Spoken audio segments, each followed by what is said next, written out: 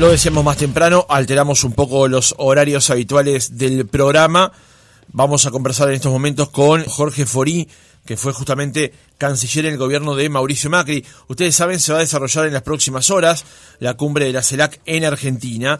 Además, está de visita Luis Ignacio Lula da Silva en ese país y se han hecho una serie de anuncios, de comentarios con respecto a la posibilidad de instalar una moneda común en los vínculos comerciales entre ambos países. Eso es posible.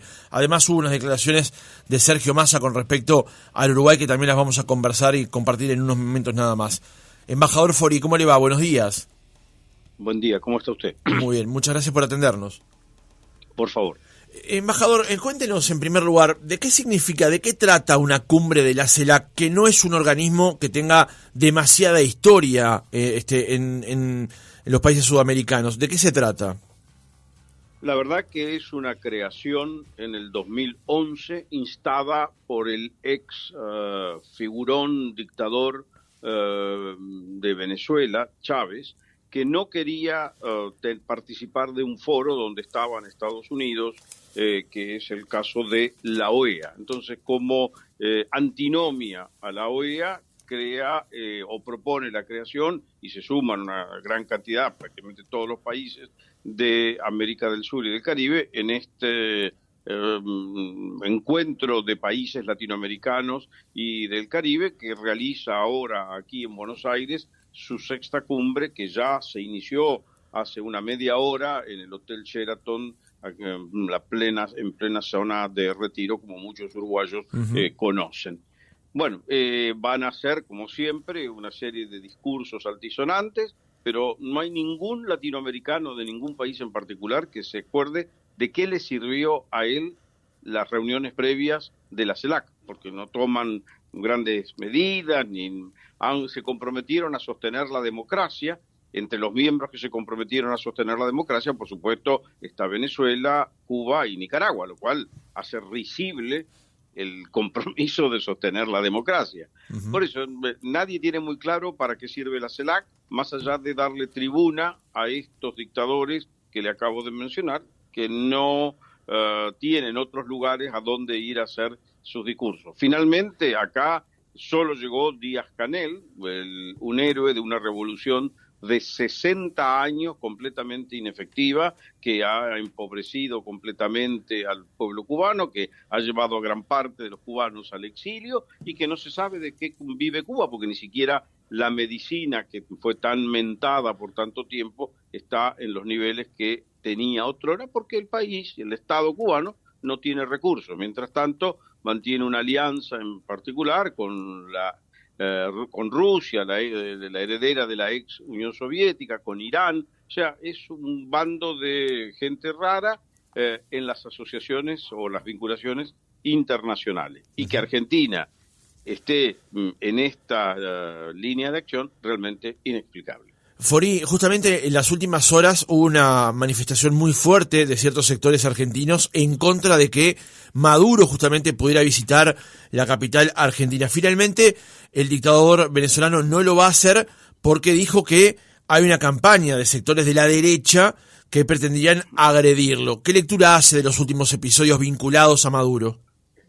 Es una gran satisfacción que el movimiento de opinión adverso a la llegada de este dictador, entre los cuales me cuento integrando una fundación para la recuperación de la democracia en Venezuela, que se llama FADER, que inclusive hizo una denuncia judicial, porque no podemos pasar por alto que Maduro tiene denuncias en el Tribunal Internacional en La Haya por violaciones de derechos humanos, comprobadas por las Naciones Unidas en un informe del Consejo de Derechos Humanos y por la OEA en la Comisión de Derechos Humanos de la OEA, parte de las cuales están como prueba de respaldo a las denuncias que se tramitan en la Corte Penal Internacional en La Haya.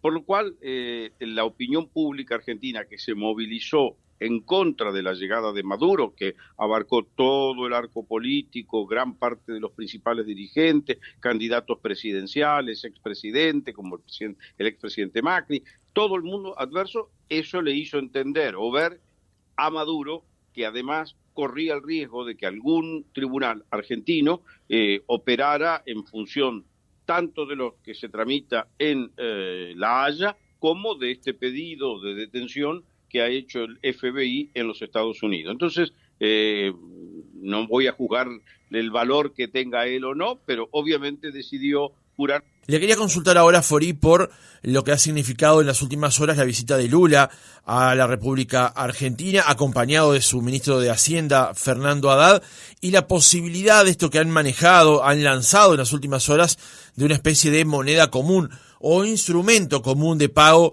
entre Argentina y Brasil en el marco del mercado común del sur. ¿Cómo lo ve? ¿Cómo lo analiza eso? Bueno, la verdad que ahí hubo, no sé cómo describirlo, un gran zafarrancho comunicacional, porque se empezó a hablar de la moneda común. La moneda común es un viejo proyecto que lo empezó en su momento el expresidente Alfonsín y el expresidente Sarney, 1985. Ahora, el proyecto de una moneda común que ha resurgido a lo largo de estos 30 y tantos años en varias oportunidades, inclusive ha resurgido o se ha movido en el ámbito del Mercosur, es un deseo que, positivo como pudiera ser como objetivo, requiere en primer lugar que los países que van a sumarse al proyecto de una moneda única común alineen muchas variables de su sistema económico y financiero, entre otros, obviamente, manejo de moneda, emisión, déficit fiscal, gasto público, nivel de inflación, y así por delante una muy numerosa cantidad de variables que tienen que estar más o menos concertadas o gradualmente homologadas. Como usted conoce siendo uruguayo, la economía argentina es caótica en este momento, donde, por ejemplo, el índice de inflación es 95%, mientras que el Brasil, que sería el otro actor de la moneda común en este diálogo Lula-Fernández, tiene 3 meses de deflación. El gasto público argentino está descontroladísimo. La emisión de plata es una imprenta de papel diario prácticamente. Brasil no tiene esas condiciones. Entonces, es una quimera ridícula gastar palabras y tiempo de la opinión pública para hablar de algo que por ese lado no podemos ir. Lo que sí ha ocurrido es que se discutió después el uso de una moneda de pago para las transacciones comerciales. El propio Haddad, en la conferencia de prensa, cuando le preguntaron por la moneda común, su primera línea de respuesta fue: no me gusta ese proyecto. Fue terrible el nivel de improvisación en el que se cayó. Finalmente se terminó con algo que es muy racional. Argentina no tiene plata para pagar sus importaciones y el acuerdo entre el Banco Nación y no recuerdo si es el Banco Central o qué banco de Brasil, van a demorar un año en cobrar el crédito que otorga el exportador para cancelar la importación que hizo Argentina. Lo mismo va a ocurrir en sentido inverso, pero a quien le sirve realmente es a nuestro país. Y eso me parece una medida necesaria, racional. Estamos en una situación económica y cambiaria dramática. Bueno, es como salir adelante. Pero no es la moneda común, ni loco la moneda común que se habló dentro del Mercosur, donde Uruguay está viviendo una realidad económica completamente diferente de la nuestra. Entonces, ¿para qué se van a meter en un berenjenal de esta índole? Claro, el banco al que usted hacía mención, embajador, es el Banco Nacional de Desarrollo de Brasil. La pregunta que le quería hacer es, porque ayer cuando estábamos analizando este tema, que como usted dice, ha habido un déficit de comunicación con respecto a este episodio, pensábamos, bueno, ¿cómo Argentina puede conciliar una moneda común con Brasil cuando hacia adentro de su propia economía tiene decenas de tipos de cambios diferentes, ¿no? Por eso realmente el sentarse a discutir, yo admiro a Haddad. Haddad ha sido candidato presidencial, perdió esa posibilidad, pero está como una figura. Él tiene colocado además al gobernador de San Pablo. No sé, es insensato que alguien lo obligue a hablar de esto. Pero por favor, no, alineen 38 tasas de cambio que tienen ustedes para el dólar y después me llaman para empezar a discutir esto. Por eso realmente es un engaño al público argentino, porque le hacen creer que hay un valor revolucionario o independentista en generar nuestra propia moneda, que hasta le pusieron nombre, que se llama Sur. Y a ver, ningún argentino tiene que duda de que la moneda que le sirve para refugiarse en valor y para tener poder adquisitivo es el dólar. Entonces, por favor, hay que cambiar una mentalidad, y eso no se hace sino ordenando primero la propia economía. Una última pregunta, embajador Forí, con respecto al tema Mercosur, y allí lo importante es que en las últimas horas el nuevo canciller del gobierno de Lula dijo algo así como que se destruiría el arancel externo común entre el bloque si Uruguay firmase un tratado de libre comercio con China, que es lo que está buscando ahora y que es lo que está generando a esta hora rispideces en el seno del Mercosur. Por lo menos con la administración argentina, todavía nos falta conocer más cabalmente la administración brasileña. ¿Qué es lo que piensa usted con respecto a dos aspectos? Primero, que Uruguay firme un TLC con China, y segundo, a cómo eso impactaría dentro del bloque.